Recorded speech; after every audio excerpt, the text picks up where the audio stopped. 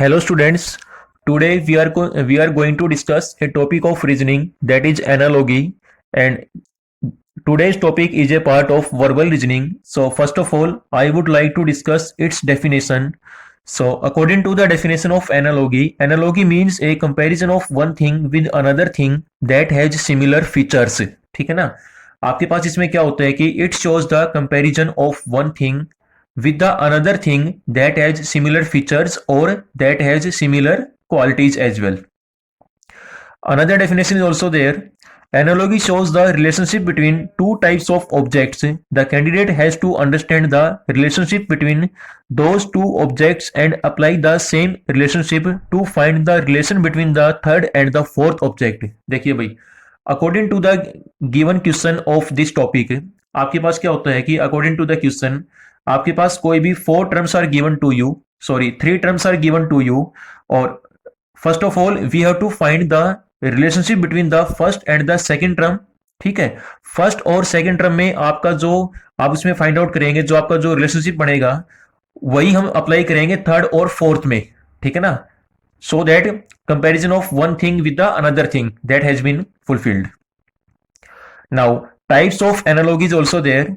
First आपके पास बनेगा letter analogy, word analogy and number analogy. So total there are three types of analogy. First आपके पास होती है letter analogy, यानी कि आपकी जो letters की फॉर्म में होती है.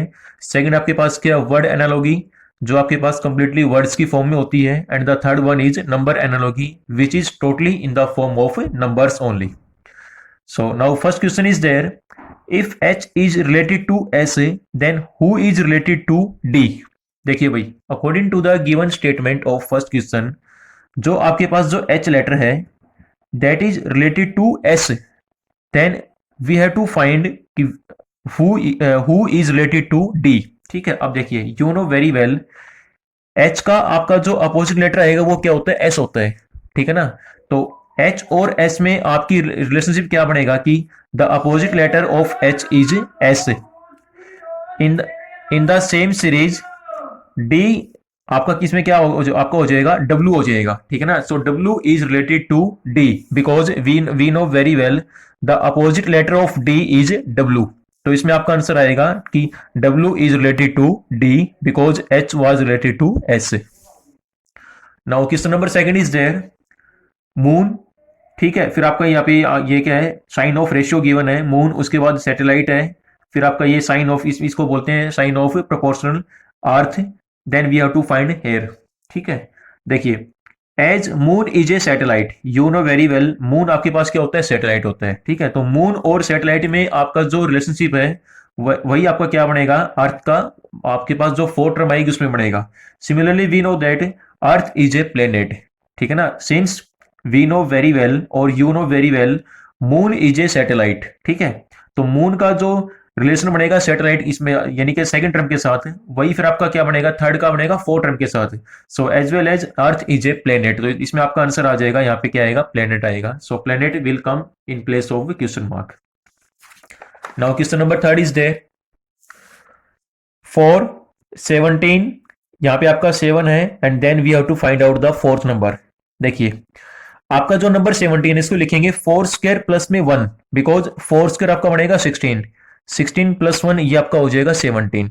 Now applying the same pattern, same rule in the third and the fourth term as well. ठीक है ना, तो ये आपका नंबर ये 7 गिवन है, तो इस पे वही अप्लाई करेंगे, तो ये बनेगा 7 square plus 1 which is equal to 49 plus 1 equal to 50. तो इसमें आपका आंसर आएगा 50. ठीक है ना, क्योंकि 4 का जो रिलेशन 17 के साथ है वही 7 का बनेगा 50 के साथ हो जाएगा. Clear. Now fourth question is there DFHJ is to WUSQ, उसके बाद है HJLN and we have to find out this position. देखिए भाई आपके पास यहाँ first, if I talk about first term, ठीक है, ये आपके पास क्या है, group of letters are given to you DFHJ.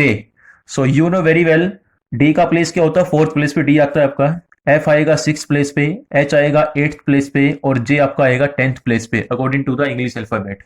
ठीक है, अब इन्होंने क्या किया है, D को लिखा है W, F को लिखा है U, H को लिखा है S, J को लिखा है Q. देखिए भाई you know very well D का अपोजिट क्या होता है? डब्ल्यू होता है, ठीक है ना।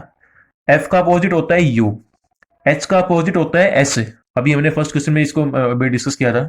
और जे का अपोजिट होता है क्यू, ठीक है ना।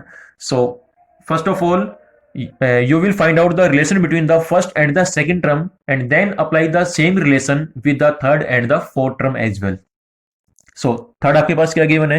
एच जे एल एन, ठीक है।